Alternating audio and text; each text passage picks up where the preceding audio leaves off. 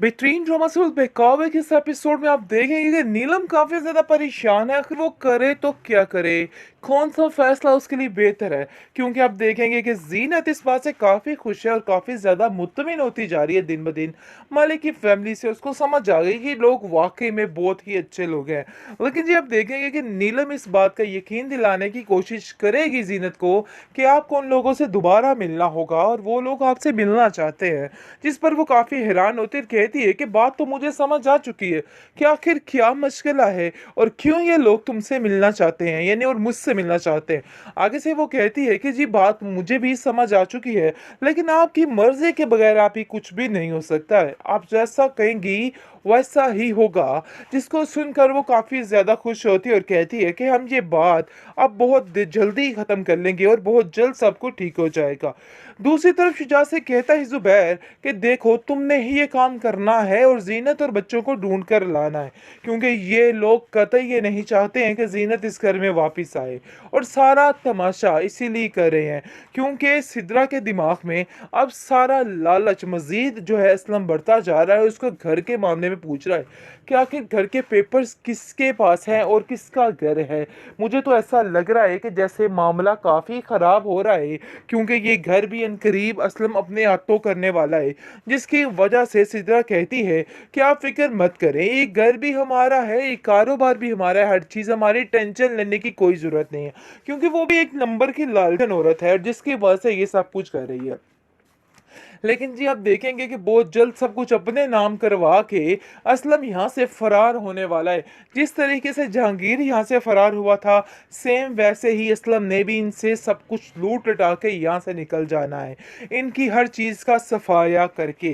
दूसरी तरफ आप देखेंगे कि माँ जी इनकी बहुत ज़्यादा परेशान है और कहती है कि पता नहीं क्यों दिल ऐसे बेचैन सा रहता है, ऐसा लगता है कि जैसे बहुत कुछ गलत होने वाला है। लेकिन जी आप देखेंगे कि गलत तो काफ़ी कुछ हो चुका है, इस चीज़ का तो इन लोगों को अंदाज़ा नहीं है। बहरहाल बहुत जल्द मज़ीद से मज़ीद तर गलत हो जाएगा, जिस पर आप देखेंगे कि वो फिर से जहांगीर की मदद लेके वहाँ से भागने की कोशिश करेगी। और जैसे ही भागने की कोशिश में मशगूल होगी, भाई जी ऊपर से आके उसको पकड़ लेगा और कहेगा कि आखिर तुम्हारी हिम्मत कैसे हुई यहाँ से भागने की, मैं तुम्हें कतई इस चीज़ की इजाज़त नहीं दूंगा और ख़बरदार आइंदा से तुमने इस तरह की कोई भी हरकत करने की कोशिश की, ये चीज़ मुझे बिल्कुल भी पसंद नहीं है, तुम जो करने जा रही थी। लेकिन जी आप देखेंगे कि यहाँ पर ही इन लोगों का एंड हो जाना है। या तो फिर जहांगीर को मरना पड़ेगा और या फिर भाई जी को, यानी कि सख्त किस्म का तमाशा इधर क्रिएट होने वाला है। दूसरी तरफ असलम अपनी सारी चीज़ें भूल चुका है और भूल चुका है कि जीनत के साथ पंगा लेने से इसका क्या क्या हश्र हुआ था। ये सारी चीज़ें छुपाई जा रही हैं सिद्रा से, क्योंकि सिद्रा कहती है कि मुझे समझ नहीं आ रही है कि आखिर वो औरत गई तो गई कहाँ, इतनी मजबूर और लाचार औरत। हमें तो ये था कि दोबारा आएगी और गिड़गिड़ा कर कहेगी कि हमें कबूल कर लो। जिस पर वो कहता है कि नहीं, ऐसी औरतें वापस नहीं आती। अरे भाई ऐसी ऐसी बात है सिद्रा कि मैं तुम्हें क्या बताऊं, तुम यकीन नहीं करोगी कि वो औरत किस किस्म की थी और क्या चीज़ थी।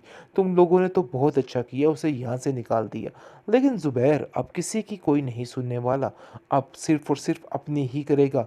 क्योंकि वो समझ चुका है कि सब और सब सिर्फ़ और सिर्फ़ इल्ज़ामात लगा रहे हैं और ज़ीनत पर इसके अलावा कोई कुछ नहीं कर रहा है। क्योंकि अब वो दिल से मान चुका है कि ज़ीनत जैसी औरत इस दुनिया में नहीं है और ना ही उसको अब चिराग ढूँढने से वो मिलने वाली है।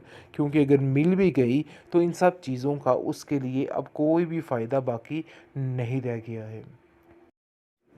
ट्रॉमा सीरियल बेकावे हर आए दिन इसके एपिसोड काफ़ी इंटरेस्टिंग होती जा रही है।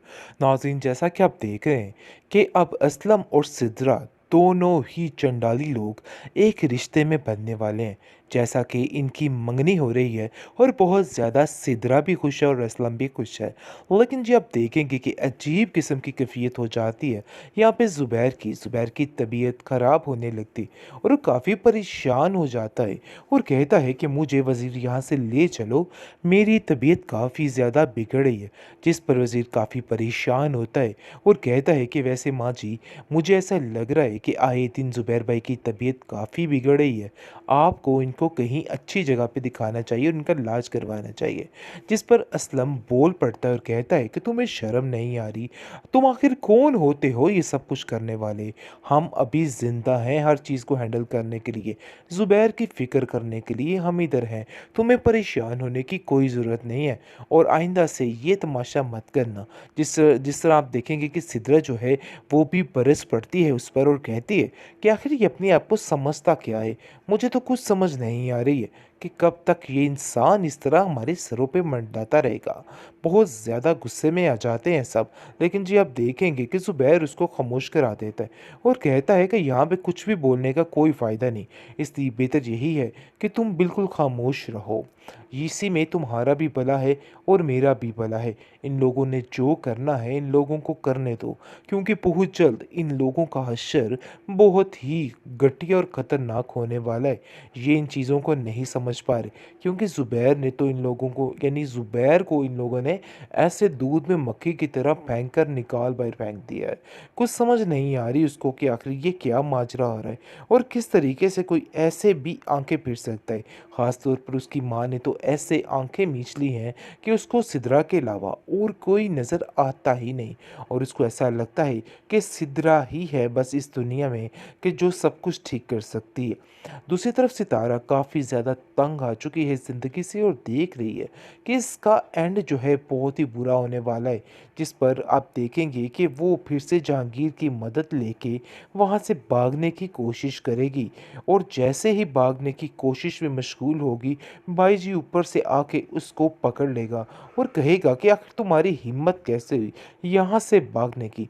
मैं तुम्हें कतई इस चीज़ की इजाज़त नहीं दूंगा और ख़बरदार आइंदा से तुमने इस तरह की कोई भी हरकत करने की कोशिश की, ये चीज़ मुझे बिल्कुल भी पसंद नहीं है, तुम जो करने जा रही थी। लेकिन जी आप देखेंगे कि यहाँ पर ही इन लोगों का एंड हो जाना है, या तो फिर जहांगीर को मरना पड़ेगा और या फिर बाईजी को, यानी कि सख्त किस्म का तमाशा इधर क्रिएट होने वाला है। दूसरी तरफ असलम अपनी सारी चीज़ें भूल चुका है और भूल चुका है कि जीनत के साथ पंगा लेने से इसका क्या क्या हश्र हुआ था। ये सारी चीज़ें छुपाई जा रही हैं सिदरा से, क्योंकि सिदरा कहती है कि मुझे समझ नहीं आ रही है कि आखिर वो औरत गई तो गई कहाँ? इतनी मजबूर और लाचार औरत। हमें तो ये था कि दोबारा आएगी और गिड़गिड़ा कर कहेगी कि हमें कबूल कर लो।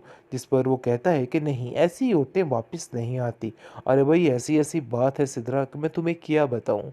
तुम यकीन नहीं करोगी कि वो औरत किस किस्म की थी और क्या चीज़ थी।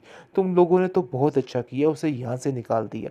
लेकिन ज़ुबैर अब किसी की कोई नहीं सुनने वाला, अब सिर्फ़ और सिर्फ़ अपनी ही करेगा, क्योंकि वो समझ चुका है कि सब और सब सिर्फ़ और सिर्फ़ इल्ज़ामात लगा रहे हैं और ज़ीनत पर इसके अलावा कोई कुछ नहीं कह रहा है, क्योंकि अब वो दिल से मान चुका है कि ज़ीनत जैसी औरत इस दुनिया में नहीं है और ना ही उसको अब चिराग ढूँढने से वो मिलने वाली है, क्योंकि अगर मिल भी गई तो इन सब चीज़ों का उसके लिए अब कोई भी फ़ायदा बाकी नहीं रह गया है।